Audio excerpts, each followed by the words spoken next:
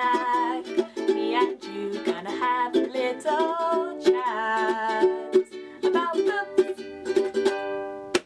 Hi guys! So it is the last day of July, can you believe it? I definitely did not see this creeping up on me the end of the month, but I did have a fairly successful reading month. I was away for a week, which I didn't do any reading in pretty much, and I also had a week where my boyfriend came down for a bit, so we didn't do much reading then either.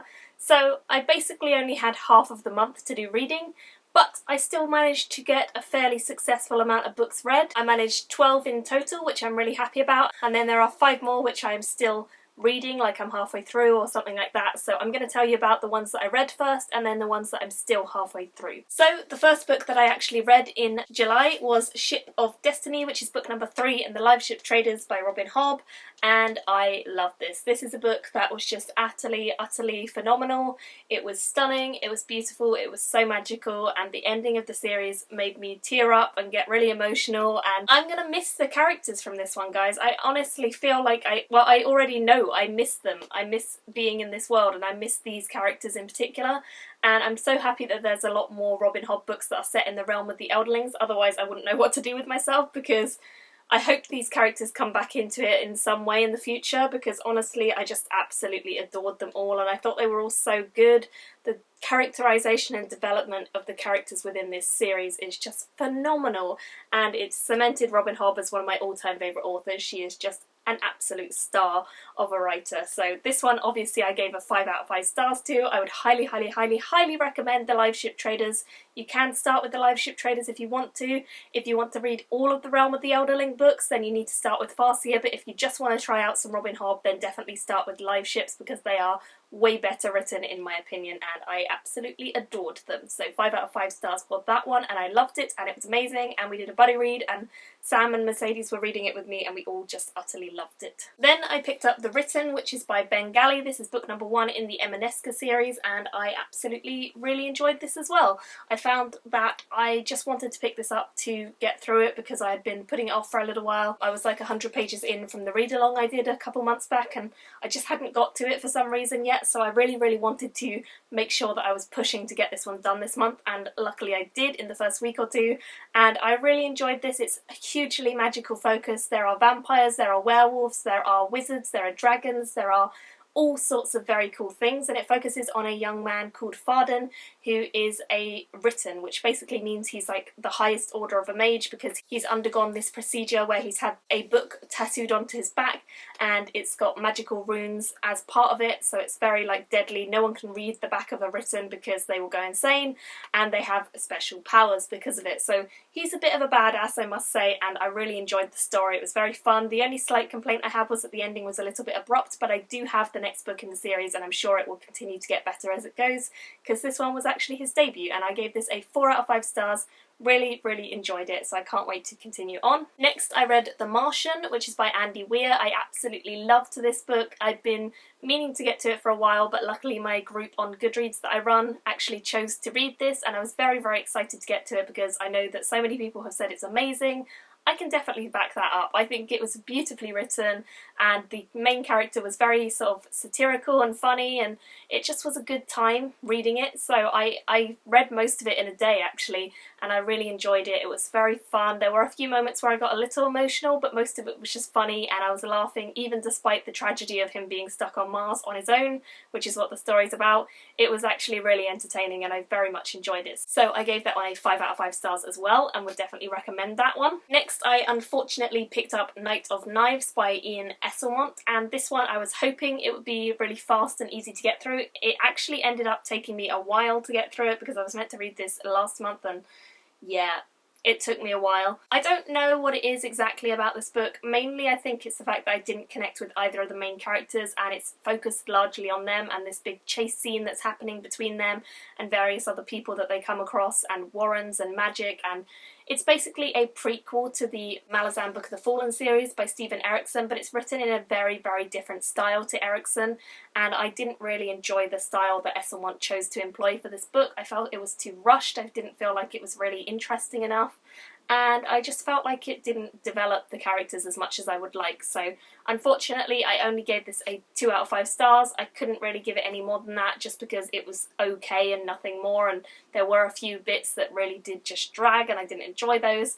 So on the whole I thought the ending was decent and I enjoyed what happened at the end, but most of it was a little bit meh, so 2 out of 5 stars for that one, unfortunately. Although I do hear that his later books are more in the same style as Erikson, so I'm hoping that that is true and that I will end up liking his other books that I have to slip in between some of the Malazan Book of the Fallen series. So next I picked up Weird Things Customers Say in Bookshops, which is a tiny little book by Jen Campbell, and I really enjoyed this. It was good for laughing and just fun, and I read this really quickly because it is very, very short. It is actually illustrated. There are some very beautiful little illustrations within. Don't know how well you guys can see that, but there are little illustrations in between the pages, which makes it so much fun, definitely. I really enjoyed this. It is essentially what it says on the cover. Weird things that Jen has heard while she's been a bookseller, when customers come in and ask her funny questions, or when they get the title wrong, or when they just do silly things in bookshops. She's basically recounted a fair amount of different little anecdotes in this book, and it's definitely a very funny one. Some of them I didn't get because, I'll be honest, I don't know a lot about classics, and some of them were just really, really entertaining. So I ended up giving this a 4 out of 5 stars. It was very fun, very easy to get through, and I actually have the second one as well, which is More Weird Things Customers Say in Bookshops, so I'm going to be getting to that soon, and then I'll be doing a full review of both of them together because it's so short that I want to do the 2 reviews together. Next, I managed to finish up The Gathering Storm, which is by Brandon Sanderson and Robert Jordan. This is book number 12 in the Wheel of Time series, and I absolutely loved this one, guys. It was so incredible. Sanderson came in and did an excellent, excellent job, in my opinion, of taking over the series and getting all the characters and the plot lines back on track to where they should be, without having all the sort of dilly-dallying that Robert Jordan is quite famous for. He definitely is a great writer. I mean, I love Robert Jordan's writing because I read 11 books with him writing it, but I do think that it did need a little bit of a helping hand, and Sanderson has done that very, very well after Jordan died, so I really enjoyed this. I'm currently reading the 13th one as well, absolutely loving that one, and I'm sure I'm going to get to the 14th one very soon. So I just am absolutely in love with the last 3 books so far. I'm hoping it continues to just be as epic, and yeah, I gave this a 5 out of 5 stars as well. Next I picked up Bonjour Tristesse, which is by Francois Sagan, and unfortunately this one really was not for me. It is a modern classic, a Penguin modern classic, and I just did not enjoy this. I did not enjoy the characters, I did not enjoy the storyline, and I didn't feel like this was entertaining in any way, which is sad to say because it was written by someone who was like 19 or something, so I guess maybe I'm holding her to higher standards, but honestly I just didn't connect with any of the characters in any way. I thought they were all idiots, I thought they were all manipulative and conniving and nasty, and I just didn't like the story either. Like, nothing in it entertained me, unfortunately. I did actually do this as a buddy read, and many of the other people that I did a buddy read with really did enjoy this, but I really didn't. It was good for talking about and discussing because we had such mixed opinions, but other than that, it wasn't really worth reading. It's only 100 pages, so it didn't waste too much of my time on it. I only spent a few hours reading it, but it was a bit disappointing, so unfortunately I could only give this a 1 star, which is pretty bad. It's my first 1 star of the year, so I wouldn't recommend this one, guys, but I'd love to hear your thoughts if you've read it. Next, I picked up Armada by Ernest Cline. This is his new book, which is a standalone at the moment, but it could be a series gathering from the ending. I really enjoyed parts of this, but then I had quibbles with other parts of it. I felt like it was a really fun concept and it was easy to read through. It wasn't difficult at any point. It was always fun and easy to get through. But I did feel like it was very cliche, and I did feel like there were some moments that felt very YA, and there were some moments that honestly were just so overly filled with all of these references that I just didn't even get any of them. A lot of the book is based on Ender's Game, so if you've read Ender's Game, honestly, there's not a whole lot of point reading this one, unless you just want to read it for the references, because it's really similar. Like, it's almost a direct copy. It's very, very similar. There's not a lot that has been changed. I'm not really sure what Ernest Cline was trying to do with it, whether he was trying to give it an original spin or not. It didn't seem to come across that way. He actually references Ender's Game as well, so very weird. I don't know. Anyway, I gave that a 3.5 out of 5 stars. I thought it was entertaining, I thought it was fun, it was easy to get through, but it was a rip-off of Ender's Game as far as I'm concerned. So next I picked up Fool's Errand, which is book number 1 by Robin Hobb in the Tawny Man trilogy, and I Definitely enjoyed this. We actually get to return to Fitz, who is our main character in the Farseer books, but we see him 15 years later, so he's now a man instead of a young boy growing up, which is what he is in the Farseer books. I really enjoyed this. I read this as a buddy read with Sam and Mercedes, and we all really enjoyed the way that this was going. It felt a little bit more like a set-up novel than the live ship books.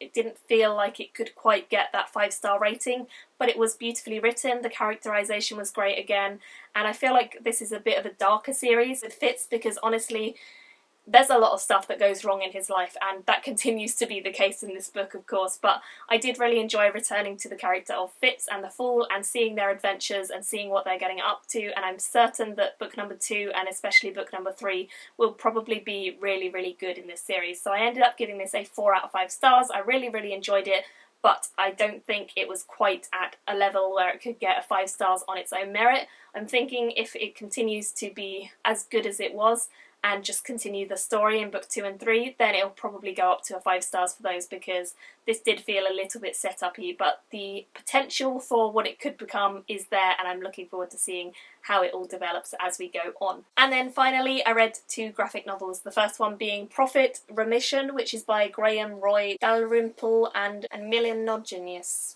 I'm not sure how you say that one. This book was good, it was entertaining, it definitely kept my interest whilst I was reading it, but I didn't realise that it was actually a continuation of a previous series, and this is kind of the reissuing or rebooting of that series, so I didn't have all the background detail about who Prophet was. Basically, it's the story of John Prophet, who wakes up from cryosleep and has to go on all these adventures to try and ensure that humankind can come back to the solar system, and he meets all these creepy monsters and all sorts of things all over various different planets. Quite an interesting one. I do like the art style. I think it's very beautiful in some places, and actually there's a lot of different artists, so it does change halfway through.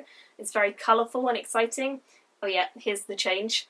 But yeah, I really enjoyed it. I just didn't have all the background detail, so I gave this a 3.5, and I am interested in continuing it. And then finally I picked up Lazarus Volume 1, which is by Rucker, Lark and Arcus, and I really, really, really enjoyed this. I gave it a 5 out of 5 stars.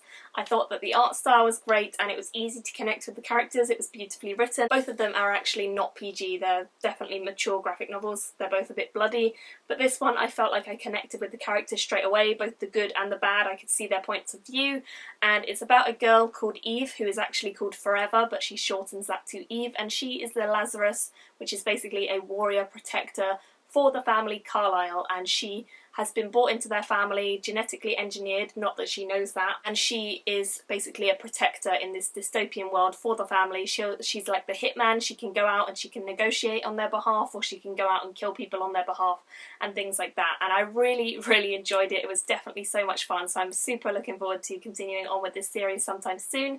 I have to pick up the next few volumes, but yeah, I really, really enjoyed this, so this one was great. Now I'm going to show you guys the 5 books that I am still currently reading. So the first one is American Gods by Neil Gaiman. I am only about 10% of the way into this. It's really, really weird, really weird.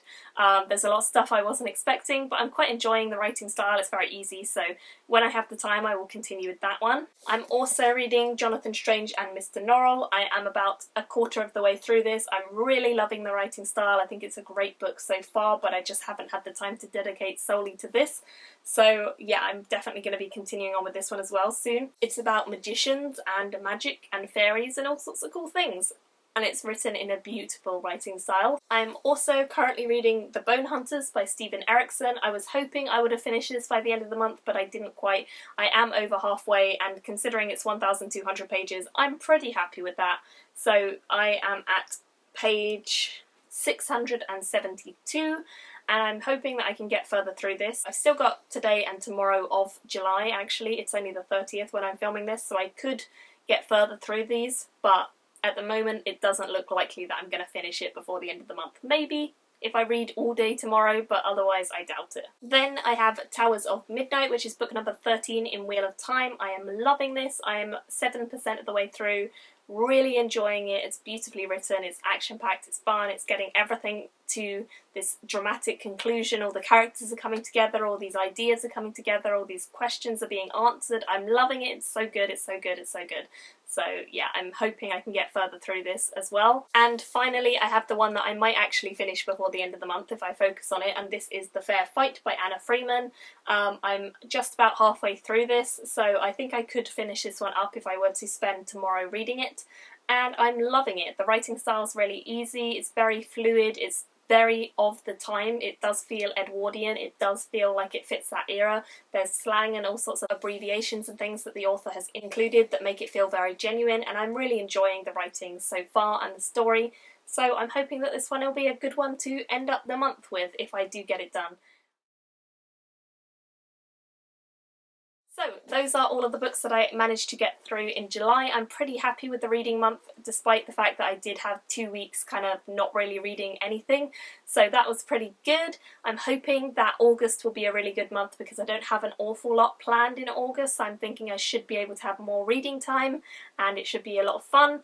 But yeah, thank you guys all for watching. I will see you all very soon in another video. Let me know all of your comments on any of the books that I have spoken about, and I will see you all again soon. Bye! Me and you gonna have a little chat about the